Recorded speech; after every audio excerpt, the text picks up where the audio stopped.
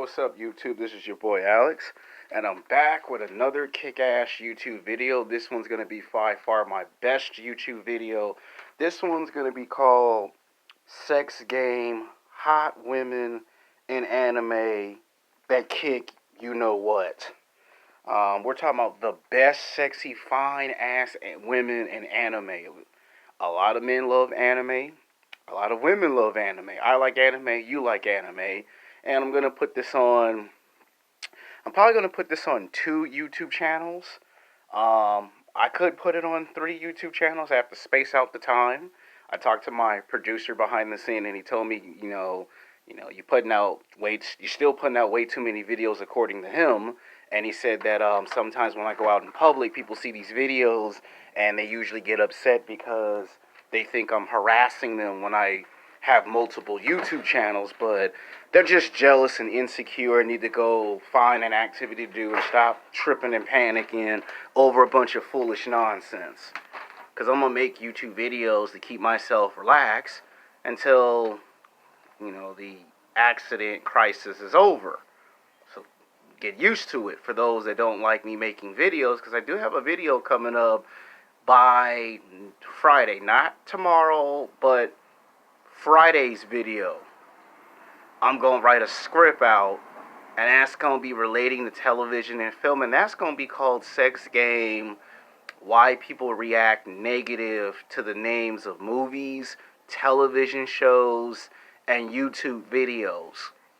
The reason why I haven't made the video is because I got to write the script, got to do some research, and then I can make the video once I figure out that what I'm writing makes some sense.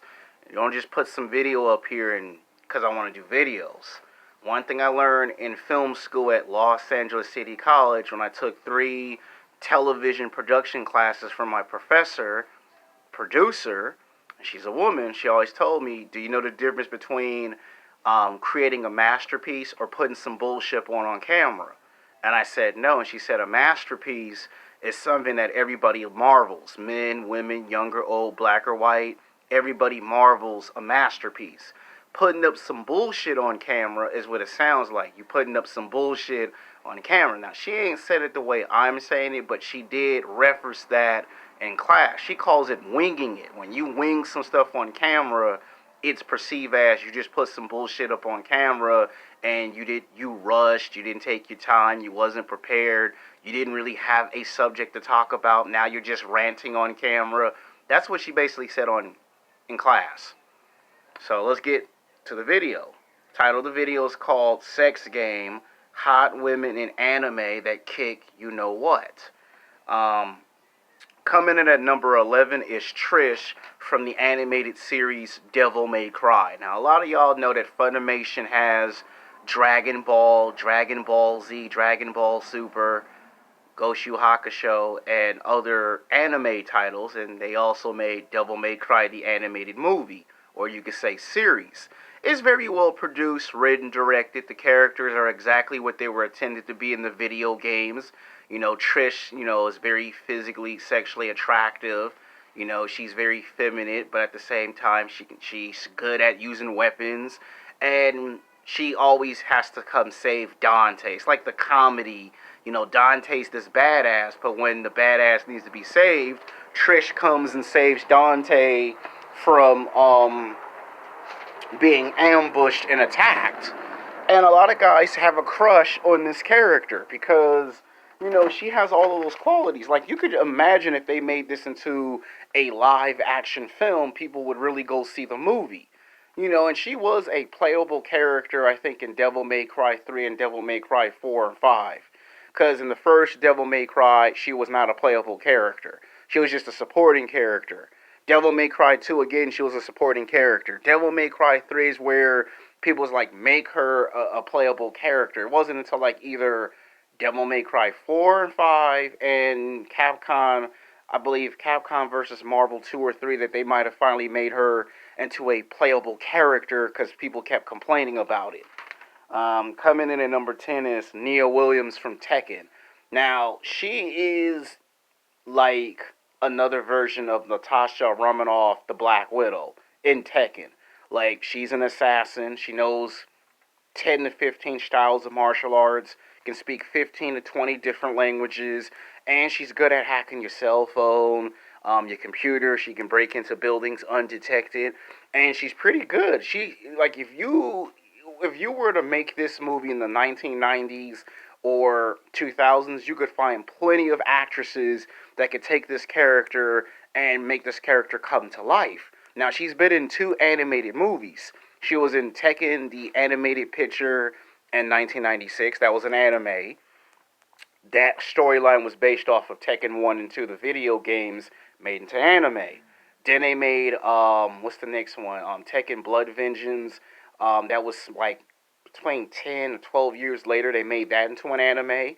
And who did they got? They got Nia Williams, because that's like a huge video game character. Besides Sonya Blade and Katana and Mortal Kombat, Chun-Li and Street Fighter, and besides Android 18 and Dragon Ball Z, when it comes to Tekken, one of the most badass female characters that men and women play with a lot in Tekken is Nia Williams. And Nia Williams is greatly compared to characters like Natasha Romanoff, the Black Widow, because both do pretty much the same exact thing. So you could imagine that if Scarlett Johansson can play Natasha Romanoff, the Black Widow, imagine if she never did the Avengers movies and they said, well, let's do Tekken. She still would be good, because look at how Nia Williams' character is compared to Natasha Romanoff. And plus, she had her own video game. Even though the video game wasn't that good, it sold almost 100 million copies because men rushed to the store to buy the video game like it was Playboy because it's Nia Williams, and guys crushed on a fictional video game character. Now, your parents and grandparents might think there's something wrong with you when you go rush out to a store and buy a video game of Nia Williams, which is a character that was from Tekken, and then they gave her her own video game. Your girlfriend might get upset that you're fantasizing over a person that's not even real. But, yeah, those are the days when you were, in school and you're at work and you're hanging out with the guys and they start talking about those days when you were, playing video games. Everybody has those times in their life where they thought about a character and they just thought, what if she was real?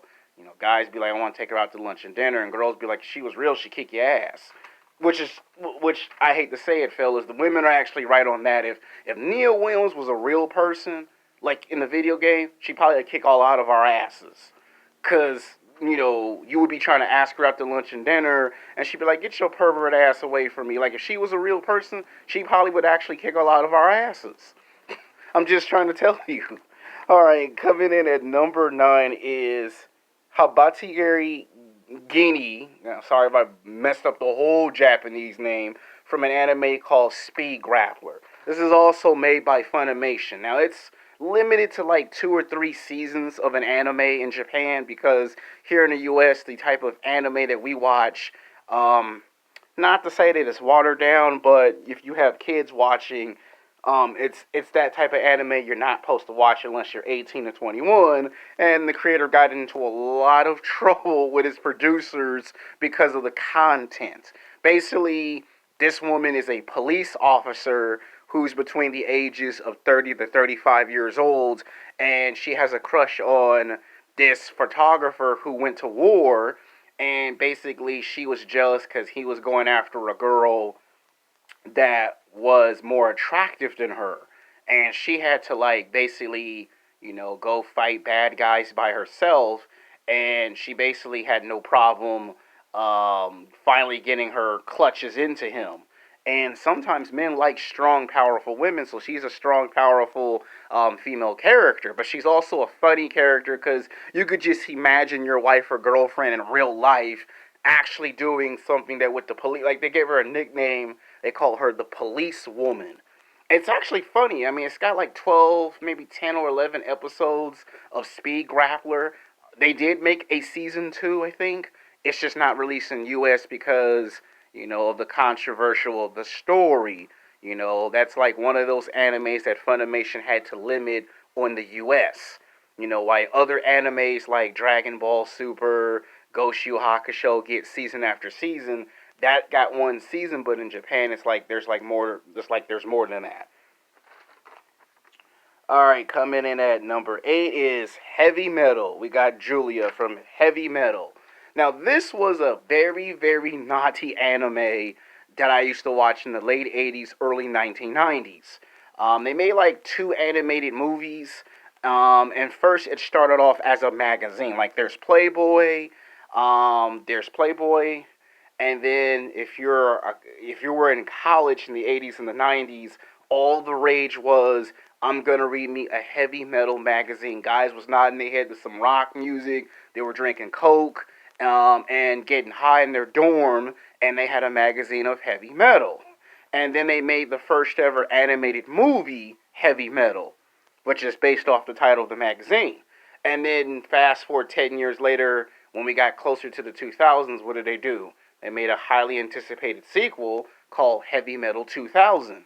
And that was very good because, you got a woman 6 feet tall, she kick ass, she takes names, and everyone went out and broke their neck to go buy that animated movie.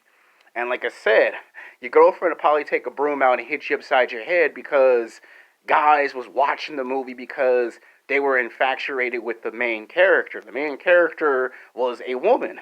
And the voice actress who played the character looks just like the character in real life. You know how many guys was trying to ask her out to lunch and dinner when they found out that she voiced the character in the animated movie Heavy Metal? I would so kill. Well, actually, let me rephrase that because I don't want nobody to take my words out of context and report me to YouTube because that actually can't actually happen. But YouTube know what I mean when I say that. I mean, not literally, I mean metaphorically. I would be happy if they actually turn that into a live adoption movie or television show with a PG-13 or rated R rating. Like if you look at Wolverine and how Wolverine did a lot of his missions, that's what Heavy Metal is. This girl goes on a secret mission. She has to fight monsters, aliens. She has to fight a genetic enhanced super soldier. And one of those stories, she had to go in outer space and actually save a civilization from a mad tyrant that got exposed to something that made him immortal. And then she had to be the one to save the world because nobody else wanted to step up and save the day. So heavy metal serves as a criteria that even in cartoons, even in anime, a woman can be a strong lead character. She's like Wonder Woman without all the powers. It's like, what if you took Wonder Woman and you took Xena the Warrior Princess, Buffy the Vampire Slayer, and made them into animated movies? It would look like Heavy Metal 2000. So that's pretty much why this is on this list. Alright, coming in at number 7 is R. Dorothy Way Lajicki. Sorry if I messed up the last name. From another anime called The Big O. Now, this is kind of like a futuristic anime where you got the main character. He's rich, he's famous, he's a multi-billionaire. He's a business philanthropist slash scientist in the daytime. And then, like Batman, he's a crime-fighting vigilante, and his partner is a woman who's cybernetic. And basically, she is to protect him from any level of danger. Now, just the idea that the main character is a man and you have to be protected by a cybernetic woman is kind of like interesting because it's like they took the concept of Batman meets Terminator. Because she's cybernetic and he's like Batman. His parents was taken from him at a young age, and he wanted to be a crime-fighting vigilante. And he uses being rich and famous as a cover, so it's like Batman meets the Terminator, but in an animated interpretation. And the fact that he, secretly crushes on her, that might be where in the late 2000s where guys like futuristic animes like Ghost in the Shell, Battle Angel, because it started with the Big O. Outlaw Star, all of those, Cowboy Bebop, all of those are like futuristic animes where guys are taking women out to lunch and dinner, but the woman is cybernetic, and guys be crushing on these types of characters. And like I said, your parents and grandparents might look at you like something's wrong with you just for you being infatuated with an animated character. Like, they'll like, it's not a real person, but it's the idea that if our technology keeps evolving, What do you think's gonna turn into a reality? Stuff like Battle Angel, Ghost in the Shell, Outlaw Star, Big O, Cowboy Bebop. Those are all futuristic animes that kind of opens the door for the possibilities of artificial intelligence AI looking the closest thing to us. Alright, coming in at number 6 is Seon from the animated movie called Last Vampire, Blood the Last Vampire. It is a badass anime. I mean, I love these anime, okay? You got a badass Japanese girl with 2 double-bladed swords who's well-versed in 10 styles of martial arts, can speak 20 different languages, can pick locks, break into somebody's house, and she fights vampires and werewolves, and she kicks ass, and she is fine as hell. She is fucking hot. And the fact that they made that into an animated movie, like they made at least 3 animated movies, then they turned around and made an animated series, and then it got so popular on the US that they had to make more seasons of it, and then it got even more heat.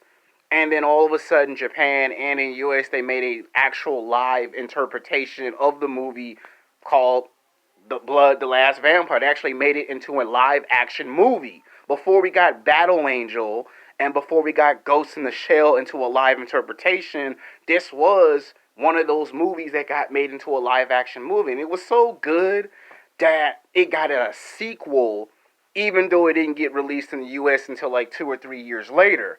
And a lot of people are waiting for them to either reboot or make a live action television interpretation of this character. You know, this is like one of those characters that people didn't know that it was going to be a good story, and it was. And you can see why guys like that character. Alright, coming in at number 5 is Android 18 from Dragon Ball Z Super. Now, I talked about Android 18 in, 2 other videos. I mean, last video, not the last, but the one before it. And she's on here again because she participated in the Power of Tournaments. And like I told you before, Android 18 is like by far the strongest powerful female character in Dragon Ball Z. I mean, she fought Vegeta, she fought Cell, and she was so good at fighting that almost the second half of Dragon Ball Z, we saw so much of her character in the future timeline when she fought future Gohan, future Trunks. We got to see her in some movies, and I felt like that's where they had a missed opportunity with Android 18. Like, you could have actually made an actual Dragon Ball Z movie and went back to when Goku was still a little kid, and you could have called it Dragon Ball, the introduction or the adduction of Android 17 and 18, and show how they became cybernetic. To when will be the right time Dr. Gero would release the androids on RC fighters. That's where it would have drawn big comparisons. But her character is a fan favorite, and people love her character.